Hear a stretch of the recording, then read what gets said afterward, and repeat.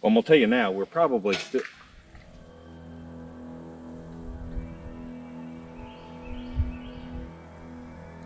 I got it on camera.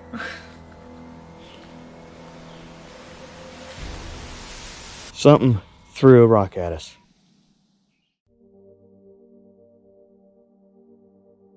It's a magical place. The captivating beauty. The peaceful serenity. When you're here, it sings to you. When you're away from it, it calls for you. But there's something about it. Something primal, ancient, almost prehistoric. When the sun goes down, you become insignificant. Because at night, this place comes to life. At least once a year, we like to do a long-term research expedition. Nowadays, most of these longer adventures are 7 to 10 days in length. We feel that the longer time in the field allows us and the wildlife to become accustomed to each other and gain more opportunities to document activity. One of our favorite locations to investigate is Caddo Lake in East Texas and Louisiana. Caddo Lake has always been a place where the line between history and legend blurs. Long before the modern world reached these waters, the Caddo people lived along these bayous, naming the lake after their own nation and weaving its origins into their stories. Part of that origin lies in a remarkable natural event, the Great Raft, a massive log jam that once stretched up to 175 miles along the Red River. Over centuries, it backed up water into the surrounding lowlands, helping to create several lakes, one of which is Caddo Lake, the only natural lake in Texas. By the 1800s, this maze of cypress forest and slow-moving channels had become one of the most important waterways in the region, a natural highway for traders, trappers, and riverboats carving their way through the swamp. But Caddo Lake has always carried another reputation, one whispered around campfires and passed down through generations.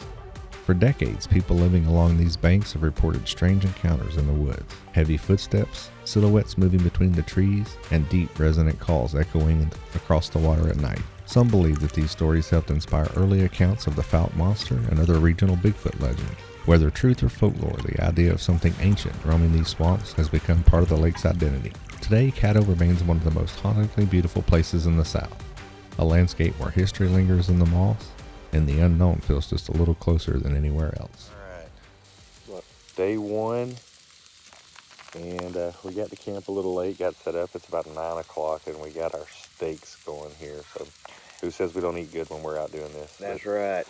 Let's see, we got a little bit of full-packed potatoes, some nice ribeyes that Jeff got for us there, a little bit of beans, Texas barbecue beans.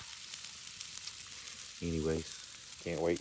I'm starving to death right now, but pretty much everything's uneventful. Got set up a little late. So Mike and I are on Caddo Lake. It's the first night. We got everything set up. We're just cooking some dinner right now. We got a little comforts of home. We got both him and I got hammocks, and then we got a tent for our storage, and we have a porta potty up. Got to have something like that in the woods, right? Yeah. All right. We have an audio up. Probably about 50 feet out from our location, just in case anything tries to sneak up on us. But it's cold right now. Probably can't see my breath. I highly doubt we'll do anything unless we hear anything. Mike and I are both pretty tired coming up here. It's about a 5-hour trip, but oh my God, when we got here, it was gorgeous. Wait to see some of the footage that I got with the drone. It was breathtaking. It really was. Tomorrow should be really good. Go out and explore, do a little bit of fishing, but mostly exploring, see if we can't hear anything, see if we can't find anything. We're going to look for footprints, look for any indications of Bigfoot being out here. Now we can see a little bit better. There we go. Campsite up, tent. Got our bathroom. Got a nice fire going. I can't begin to describe to you the amount of life that comes into this area at night. All night long, we're listening to the barred owls going crazy. You can hear hogs running around, snorting, grunting. You can hear deer. Everything just comes to life, especially when you get away from the populated areas like this and you kind of get deep in there. What I wanted to share with you guys is just a few seconds of the audio that we hear. It's going to be a little loud hiss because I turned it up so you can really get a perspective. The audio doesn't do it justice when you're there and listening to the echo of everything. But there at the end, we think it's probably a fox. You could imagine our surprise when we were woken up by all of this noise that's happening at one time. But I thought I would share this with you just so you could kind of understand the amount of activity that's happening all night, every night.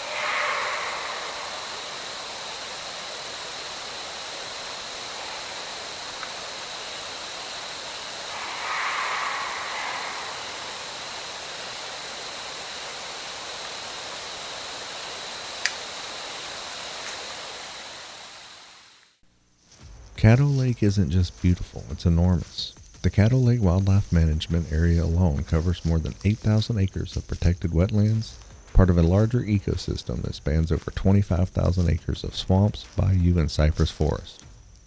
Within this maze of waterways, biologists have documented over 70 species of fish, 200 species of birds, and hundreds of types of plants. From towering bald cypress to dense mats of aquatic vegetation that choke out the sunlight. It's one of the most biologically rich regions in the entire South.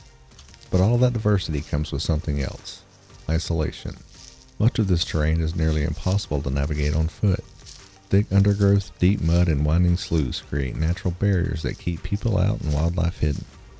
Even experienced outdoorsmen can get turned around in these channels, and when you consider the abundance of food sources, the endless cover, and the sheer remoteness of these backwaters, it's easy to see why some believe a large, elusive creature could survive here undetected.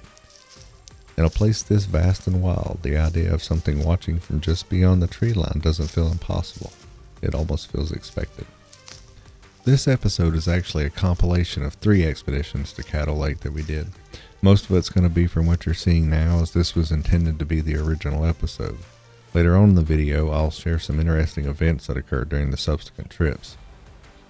There are only 2 areas you can camp at in the public wildlife management area. Special use permits are required, and one of the places to camp is called Goat Island. It's only accessible by kayak or canoe. This is the location we always go to, as it's the most isolated. It's located at the very northwest corner of Caddo Lake, and the island's several miles long. I haven't found any specific dimensions, but I like to say it's shaped like a shrimp. At the area you can camp at, it's pretty skinny. I mean, you can walk in just a matter of a minute or so from one side to the other. But then it stretches out several miles. It's large enough it takes a pretty good bit of a time to paddle from one end to the other. But don't let the map fool you. What looks like navigable water with all that blue that you see on the map, that's not the case. Most of that's covered by cypress stands, and depending on what the water level is, you may not even be able to paddle through it. It looks like you can just go right around the island, and that's not the case either. There's only been one time we were able to paddle, but then you get back to an area that's marked off limits where they do some research out there for the salvinia that's growing, that's invasive out there. But I wanted to show you, as we explored the island the first time, the amount of challenges that we face, as well as some of the dangerous encounters we have with wildlife. This is not a place for the weary. It sounds silly, but we had several pretty dangerous encounters out there. And then it's also very isolated. If you get in trouble, you're there. And I just thought I would share this with you too, just so you can kind of see what we face. and why we also think it's conducive for Bigfoot research.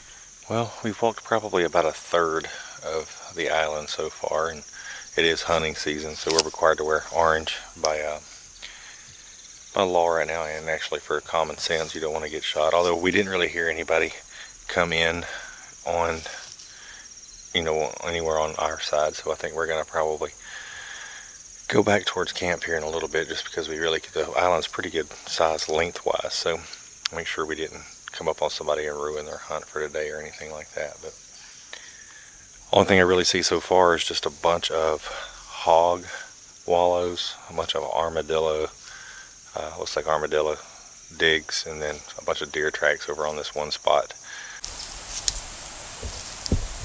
This right here, boys and girls, is why we carry firearms. Okay, can you see that one out there? They're babies, so that means mama's around somewhere. I think she was right there.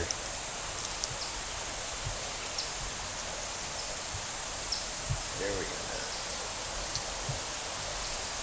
Yeah, she's right there. Man, if we were hog hunting, we could pick every one of these off. Oh yeah, we could. But for you guys that don't know, Texas right now is overrun with hogs. They're causing millions of dollars in damage to farmland and crops, homes. You see how many we got right there?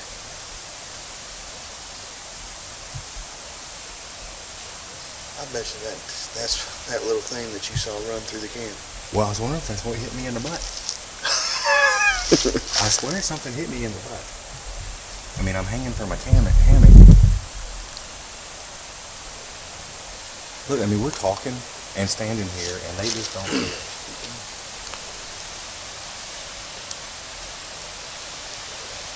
It's a good size when they're in the back. Over here, straight in front of me.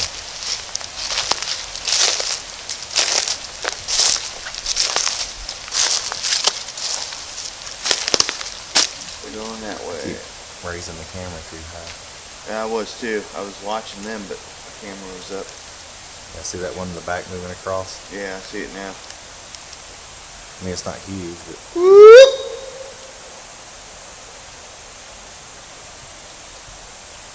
He's like, I'm out. This just goes to kind of prove my point too. What do you say that was, Rob? At least 10, 15 hogs? And we are, what are we? 50 yards, maybe? Yeah. So 50 yards over there behind me here. From what we could tell. I didn't hear one. I mean, every now and then you could hear a shuffle when we were looking at them. Nothing. But if something wanted to avoid you, it's completely possible. Definitely possible to avoid you in here. All right, so we're walking along, and another batch of hogs popped up, and this one she tried to square off with me. Matter of fact, if you look right there, I don't know if you can get in there, you can see them. Yeah. She tried to square off, and then she tried to bluff me. Ooh, she's a big one too. Yes, she is. So if you're ever out here, this is probably the biggest danger that you got to worry about. Oh, there goes another one. Yep. That one's tiny. That tail's going. Yeah. I just happened to look up, and she was squared off and was like head. Put the head nodding down me. like Yeah. Yep. He said. We were probably, what, 10 yards further. So, oh, I heard him squeal. See if we can catch that. Yep, I heard that one. I mean, the problem is, if you ran up on one and you had to defend yourself, that's one thing. But when you come up on 15 or 20 like that, that's a lot of, I mean, most of the time they're going to scatter, but we have had them try to circle around you and everything else. So they'll defend their territory and their babies just like any other animal. So I'm changing batteries now. I bet that's what that was last night when I heard that outside my tent or my kayak hammock, and I shined my light out. I couldn't see because I was too far down in the hammock, and that thing took off squealing or hollering or something. I haven't ever heard something like that, but I bet that's what it is now, seeing all this hog thing. Yeah, like you said, you can change this to Hog Island, not Goat Island. So we were just the other side of that log, and they were right in here.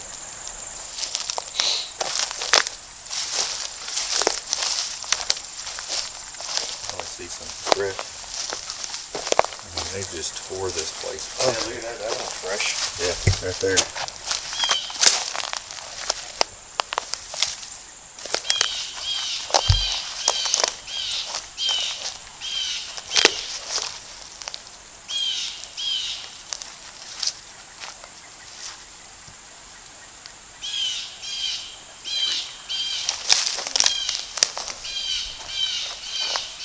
This whole area is tore up fresh. So, quick question.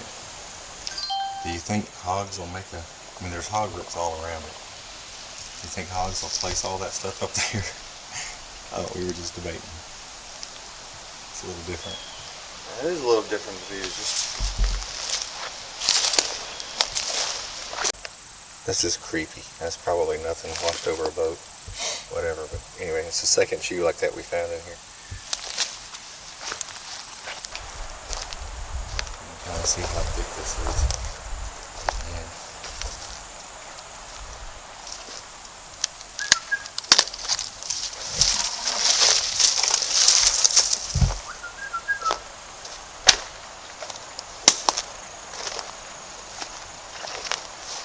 So we've also been walking probably about a quarter of a mile now, and it's been like this the entire time. You can see all the root ups and everything. It's just that everywhere, absolutely everywhere.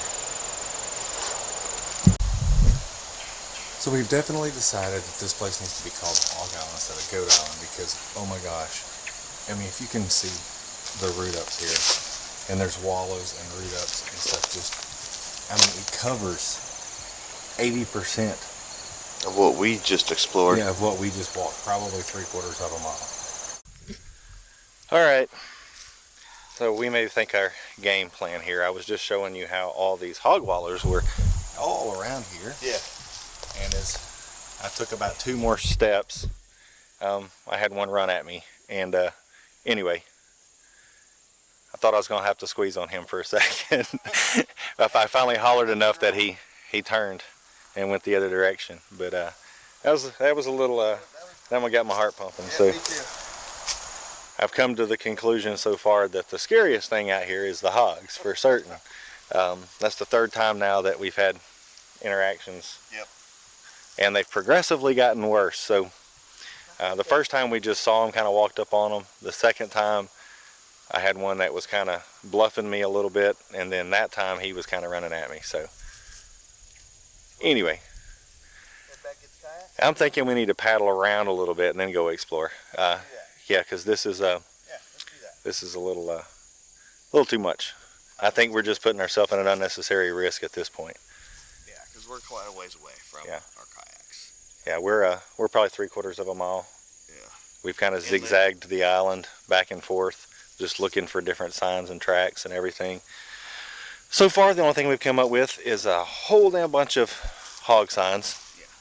Yeah. A couple of hunter flag trails and a lot of deer sign too, but I think that man, that got my blood pressure going right there. I cannot wait to get back to splice this together. Yeah. This is gonna be a good I hope Rob got a good footage because I wasn't filming again, but I think he actually got to see me draw on that one. Man, is this stuff thick? I got berries.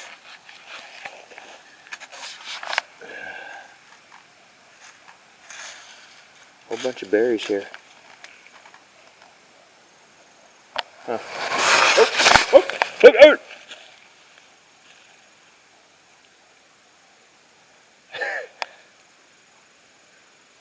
Fast draw McGraw.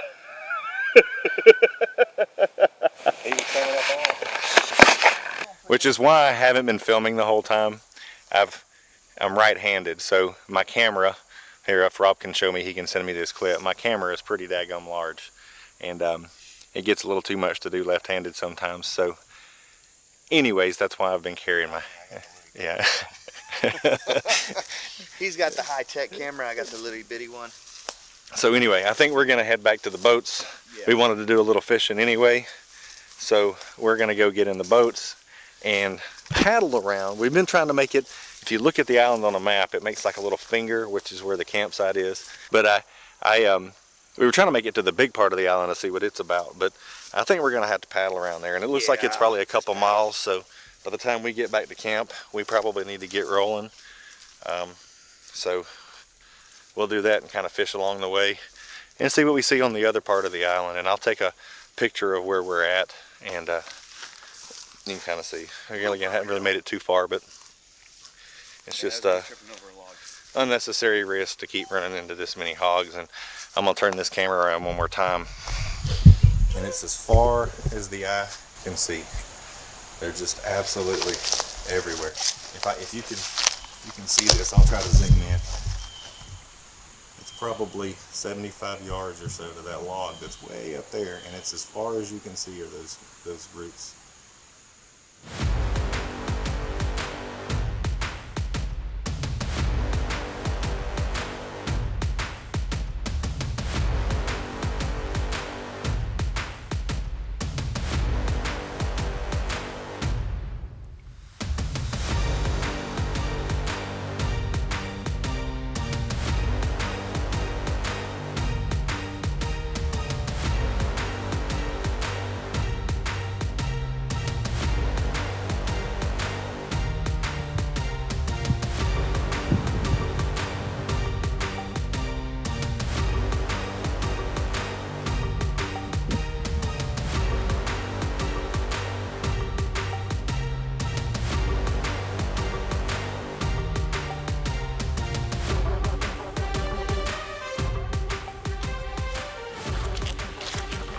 You want to walk away though and explore?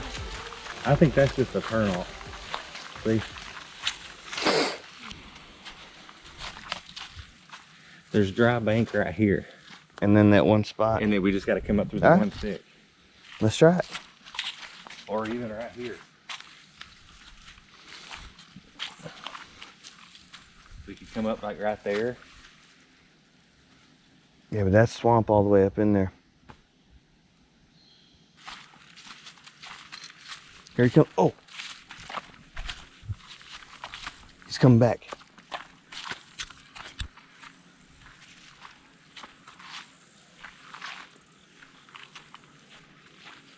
Oh, this is the tour boat.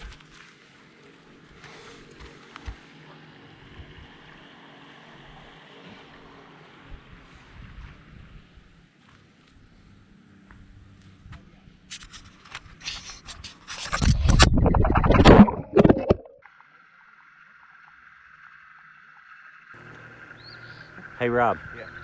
Tell us what you're doing. I am getting my GoPro. I lost it in the water. I was going to film this boat out here, and I said, bloop, bloop, and it hit the pulse, and I was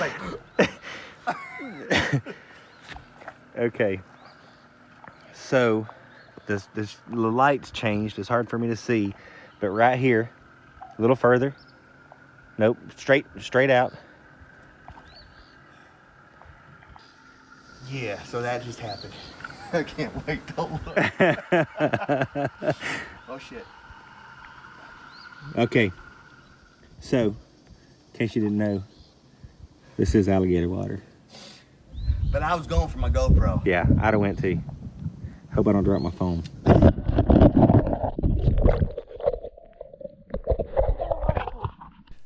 After our little blooper there, we decided to continue walking around the island and exploring. All we really found from this point was even just more signs of wild hogs. Just another huge area of hog walls. You can see where they've been rubbing on the tree. I'm sure that's not just a back scratching post. I mean, look at this. crazy. And even this thing's probably 2 or 3 feet deep here. While we were this far from camp, we decided that we would set up some cameras just to kind of track what was going on. Look at the size of this hog. For comparison, look at the deer in the next picture, comparing it to that pine tree. That's a pretty big little hog there. We did find what could have been a partial print on the upside of a big hog wallow, but it was just too uncertain to tell. We wrapped up our exploration of this side of the island, and little did we know the significance of what was about to happen.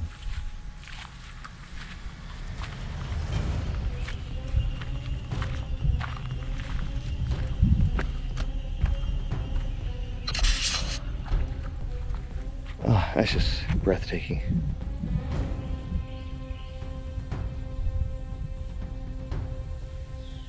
The drone. I was thinking the same thing. We could skip paddling around and go get the drone and come back here. And it's up to you. Well, I'm gonna tell you now, we're probably still.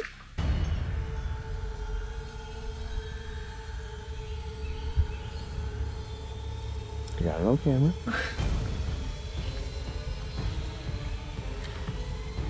Something threw a rock at us. Whoop!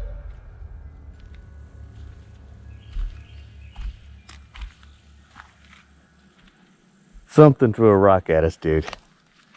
You think it might have just been one falling? From where? It hit this thing. That sucker hit the backside and fell into the water.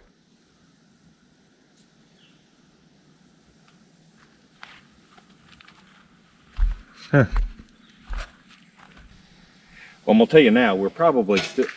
Now this incident's even a little more mind-boggling to me today than it was back then. And after a recent interview that I did where I provided this footage, I wanted to kind of maybe clear the air a little bit on some of it. But Rob and I always assumed that the rock came from straight in front of where the camera was and hit the backside of that wall and went into the water. And as embarrassing as this is, we've never seen the rock until that interview when Alex actually went in and zoomed in on it. And it blew our minds even more because, to think about it, if it came from the other side, we had walked across both sides of the bridge at this point. We had already explored really heavily across in front of where we're actually looking now. And then we had briefly walked the other way, but we were afraid we had got onto some private property. So we came back and just came from the other direction. But straight in front of the camera, it's about 75 yards over there to that bank. Now, if you look at where this could have came from now, back behind us, it's really heavily vegetated, and it's just even more of a mind-boggling experience. I can't say definitively where this would have came from or what it even is, but it's enough to make you question really what's going on here and make the hairs on the back of your neck stand up a little bit. After this incident, we headed back towards camp. We felt like we kind of had a better layout of what was on the island at this point. We wanted to kind of go around at night and listen. The benefit to being on a kayak late at night like that is it's super quiet and you can hear forever. You can see really well kind of up onto the bank and things like that. One of the things I wanted to show you is after we got back to camp, we had this airboat roll up. I wanted to show you how loud it is. This is after he had already left our visual sight.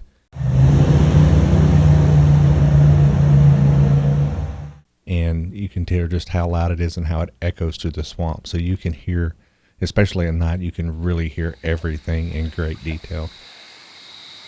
I think I was just about better off where I was and just tie it off. What do you think?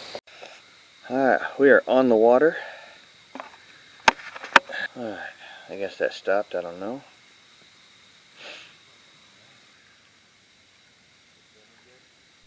We like to go out at night and scan the bayous on our kayaks. We try to use in thermals, our audio devices, cameras as best we can. It becomes kind of challenging because you're trying to paddle in the dark.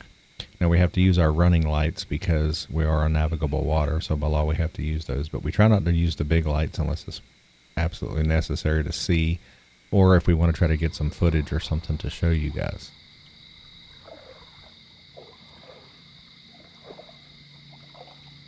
For future expeditions, we think we've got some better rigs that maybe we can get a little better footage in the night. Did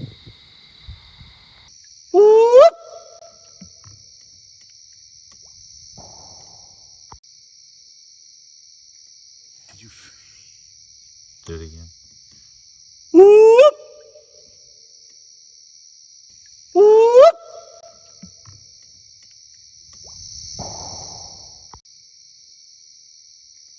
Did you do it again?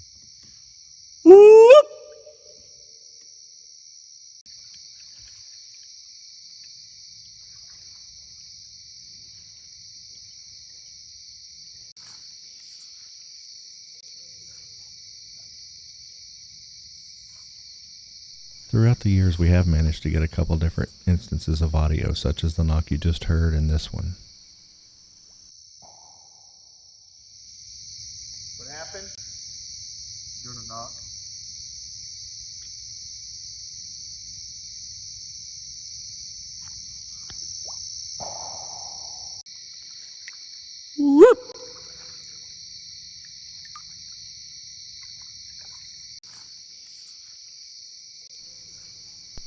Overall, though, it's just really an exhilarating experience to be out in the swamp at night.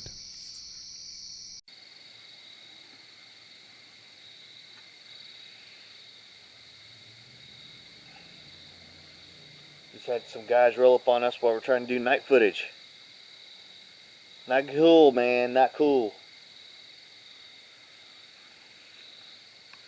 Alright. I thought it was a game warden at first. They're like, yeah, there they are. There they are. Oh, is that what they said? Yeah. I thought.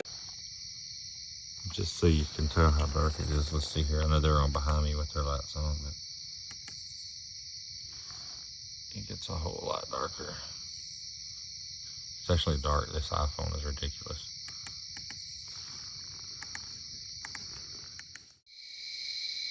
On one expedition, the night before we were set to leave, we were woken up about 5:30 in the morning by a bunch of crunching, crashing, and just a bunch of loud noises all around. What came next was about 12 minutes of audio that I think is some of the best out there. I know that other researchers have caught similar sounds over at the boat launch side of where we put in at. But I've condensed it down to about 3 minutes. If I get enough interest, if people want it, I'll make a video out of the full 12-minute file, but I didn't want to do that on this video.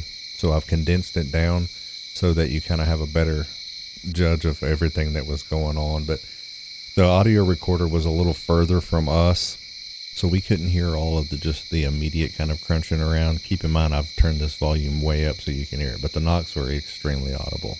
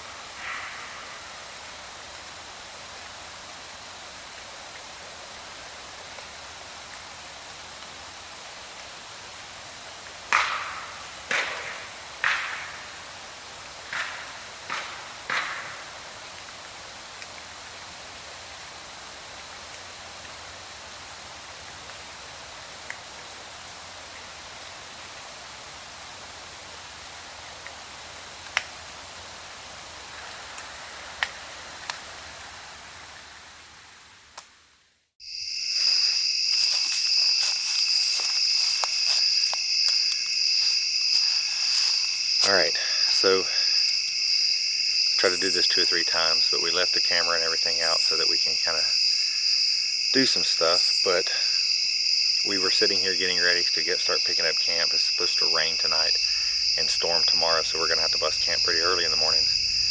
Anyway, we were sitting here, just got through eating, and all of a sudden we started hearing some hoops off in the distance. So it took about 10 minutes. We got everything out and got everything was listening, and we've kind of gone back and forth with it for a little bit. Not quite sure. Could have been an owl, but I'm not sure yet. I do have some good audio on the parabolic, but we'll have to analyze that and see. But I think that it was a little different. You know, when the owl, here there at the end, the owl moved in and you could hear that it was an owl. Now maybe this was too far away, and also maybe it was somebody. We can't quite rule that out, but I at least wanted to kind of tell you what was going on there. So we started listening, then we thought we heard something walking right here with us. We could hear footsteps. I could hear them in the parabolic real easy, and then Rob could hear some. I had the headphones on. Everything was kind of overwhelming to me, but Rob could hear some as it was real close to us right here. So, but that's as we were hollering, so I don't know if an animal was kind of responding and trying to move away or something. So anyway, that's kind of the gist of things. I'm gonna turn off this IR for just a second. You can kind of see I've got my my flood. Bear with me, I'm gonna go get my flood.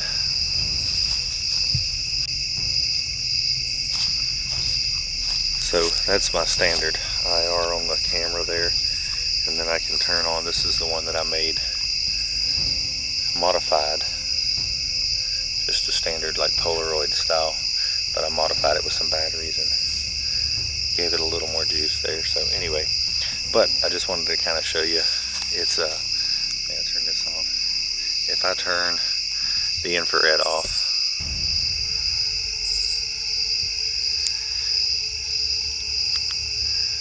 it is dark. That's even with my flashlight. You can kind of see a little bit, but it is dark out there. So it's a little different place at night.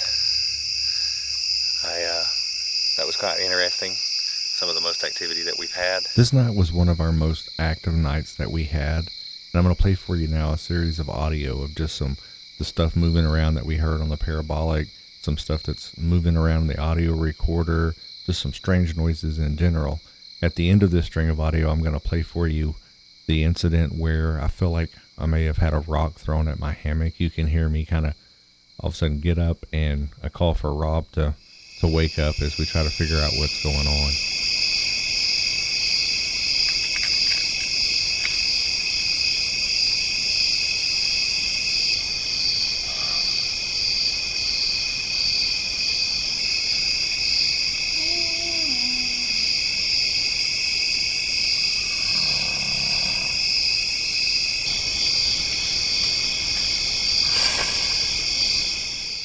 We had been hearing everything that was moving around, and we finally fell asleep, and I was woken up by all of a sudden a really loud pop that sounded like it hit my hammock, and I could feel the whole hammock vibrate, and then hear what sounded like a rock that bounced on the ground and rolled a little bit.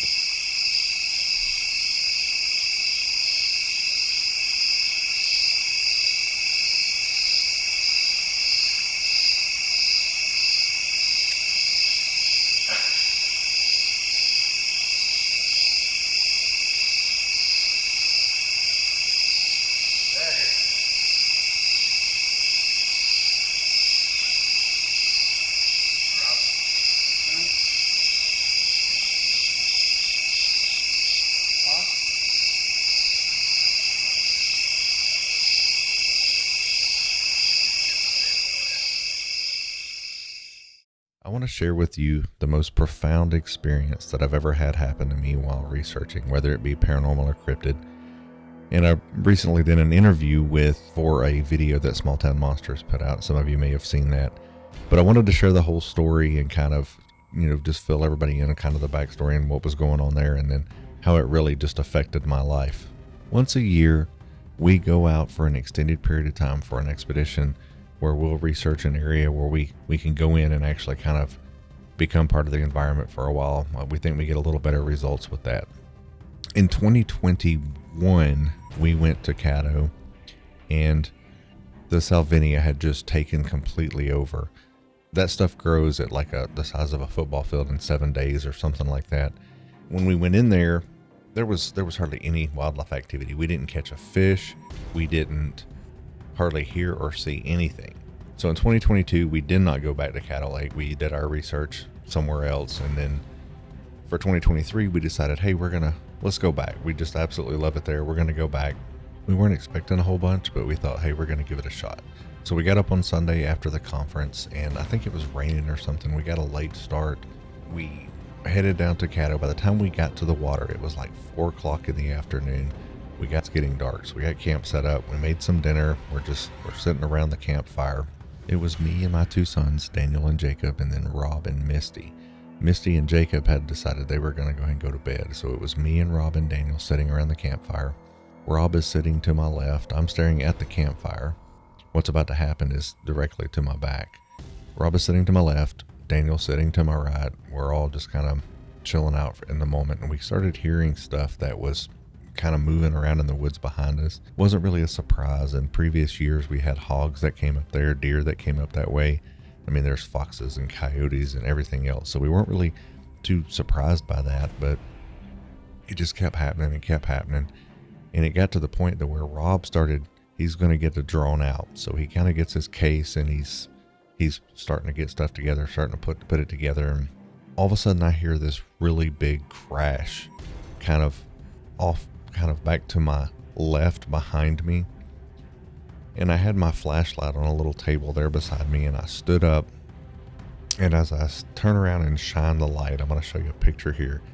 And I still don't really even know how to process this myself. But standing, if you're looking at the screen, to the left of the tree on the left, kind of quartering facing towards me, is what I describe as your kind of typical Bigfoot sighting. Although it wasn't, and I'm going to cover that in just a second. But the creature was standing there, and as soon as my light hit it, I remember it turned and went in between the trees, and as it passed behind the second tree, there's some vegetation there, and it kind of went and turned away, and it was just kind of gone. One of the weird things about it was we were hearing this noise all around us, but after it turned and went away, it was dead silent in that area of woods. But the strangest thing to me was it was just kind of perspective. It wasn't what I was expecting, I guess you could say. This thing was, I tell people, Hershey chocolate brown. It was a very vivid brown. It really didn't fit in. You know, sometimes if you're in the woods and you see like a deer, the deer's on top of you before you even see it, because it kind of blends in with the other colors that are around. But it was very vivid, but it wasn't like what I think of if you do think of a typical Bigfoot sighting. So I may be a little misspoken in some of that, but you know, you see pictures of, say, Patty and things like that, and it's this big hulking figure. This thing was more I would almost describe lanky. It was kind of almost hunched over a little. I did not get a good look at the face. I think I was kind of almost in shock at this point, but it was just kind of like the hair was kind of longer and stringier, but the color was just very vivid. And I didn't even behave the way I thought I would. You know, everybody likes to pretend that they're Billy Badass and they're going to do this or they're going to do that. And I think the ultimate shock of what transpired, it was almost kind of like where you hear, like you see a movie and something happens and the screen kind of zooms in on you real quick and your ears are ringing. That's kind of almost like what the state I was in. And I remember kind of coming back to my senses and having Rob in my ear, Mike, trying to get my attention. And I'm like, I think I just saw one standing there. You know, Daniel's kind of off behind me here, and by the time he could get turned around, he didn't see it. But then it was several seconds later. It wasn't in the same episode. He thought he might have seen a flash off to the right, kind of behind. You have to picture how camp is, and I've got some pictures here. We have a porta potty off to the far right side, and that trail opens up and goes back into the island. And I remember he behaved more like I thought I would do, where he kind of was going after whatever it was that was there. But I remember just being in complete and utter shock. You know, throughout my career in my life, I've witnessed horrible accidents. I've had all kinds of things that's happened. I've been a paranormal investigator, and I've seen some stuff there that would just blow your mind. But nothing, I've never behaved that way. I've always been a take charge type of person. I jump in head first, and I just remember I when all this was over, after we went in, we and looked for the creature. I'll explain that in a second. But I remember I sat at the campfire. Everybody else ended up going to bed. It was late at this point in time, 2 or 3 in the morning. And I remember I just sat there at the campfire. I mean, literally contemplating life, because out of everything that I've witnessed or seen or done, I don't even know if maybe I just didn't really think that this creature was, or these creatures were real like I wanted it to be. But I don't know if the validation of what was going on, I can't even explain it to this day. Sometimes I wonder if I'm even crazy that that's what I saw, and it's okay if people call me that. I don't care. But I think there's plenty of people out there that have had experiences, and maybe some of y'all may understand what I'm trying to explain. I do think I would have a totally different response now, just because I think I've prepared myself differently in the fact that mentally I'm more in the game, if you will. I told everybody, you know, I do believe it's real. When I had the rock hit my hammock and the rock hit the bridge that's in the beginning, there's nothing else that can do that. They've got to be real. But even then, you still have doubt, because you never saw what happened, and any infinite number of possibilities could have been the reasoning behind that. But when you see it yourself, it changes everything. And I think it did kind of take me off the deep end to the point to where that's kind of what I'm obsessed with now. But I feel like it may have, that happened on the very first night. The rest of the trip was kind of uneventful. I mean, we got your typical wildlife noises. We thought we heard some stuff here and there, but nothing really of note that happened. And I don't know if maybe it came in and checked us out, saw that we were there. Oh, you know, oh goodness, we seen it, and now it moved on, and we just had no more activity for this trip anyway. But for several hours after this event, Rob ended up getting the drone up. We saw, and you could hear it on the interview that I had, but we saw a hotspot on a log, and that could still be any number of creatures that were coming across that log. We did see some matted down vegetation. We did see some little broken twigs and limbs and things like that.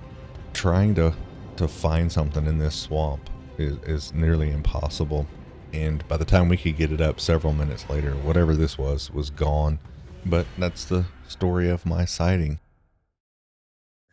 Got our pack mule ready to go out, and campsite is cleaned back up, fire's put out, and we policed the area, made sure all the trash was up, and hopefully left it a little better than we got here. It is a public use campsite, so there is signs of people, but again, take your trash out, that sort of stuff. And just another little shot, some of our gear. And Rob's finishing up loading.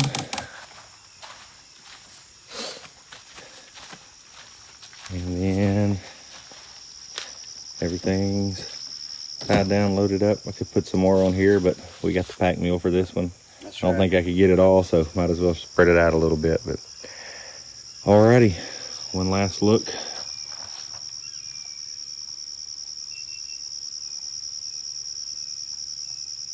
It's just stunning here. Every time we end our expeditions and we paddle out of Caddo Lake, it never stops reminding us how wild and mysterious the world can be. Every ripple, every echo through these woods carries a story, and our time there has added even more to the legends. This lake is beautiful, unpredictable, and alive. It's the kind of place that keeps you coming back, not just for answers, but for the experience itself. We'll be returning soon with better equipment, sharper eyes, and a few new ideas about what might be waiting out there. Places like this deserve respect.